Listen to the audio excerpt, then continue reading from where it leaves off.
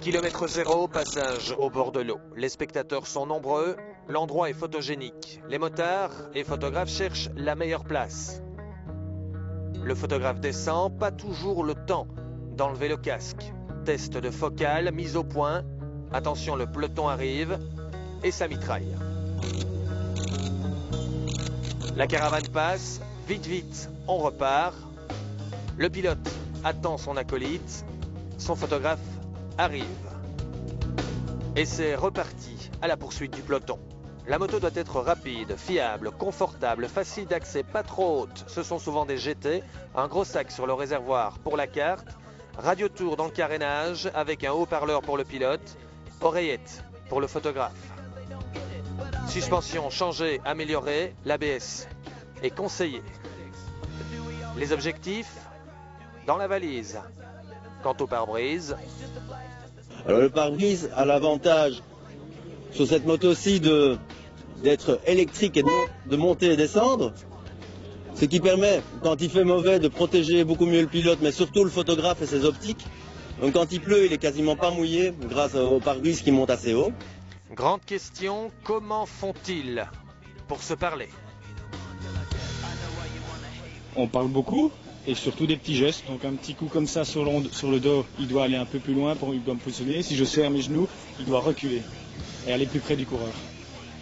Le travail est dangereux, le duo est bien protégé, bien équipé, bien aéré également sur le pantalon et sur la veste, casque ouvert à visière de rigueur. Ah, c'est pour moi le meilleur. Je risque un peu ma vie, on risque peut-être sa vie ensemble, mais je lui fais vraiment confiance, sinon je ne reviendrai pas. Confiance dans son pilote, confiance dans sa moto également. La plus répandue, une BM qui n'est plus produite. Son nom de code, K75, dont l'un des 3 photographes du journal L'Équipe s'équipe depuis toujours. Quantième tour? 33e. Oui. Et les 3 quarts en K75. C'est vraiment des motos anciennes qu'on récupère sur le marché. Il y a parfois des très vieilles motos mais qui n'ont que 20 000 km. La moto elle est neuve, elle a seulement 100 000 km. Vous jouez à quoi là?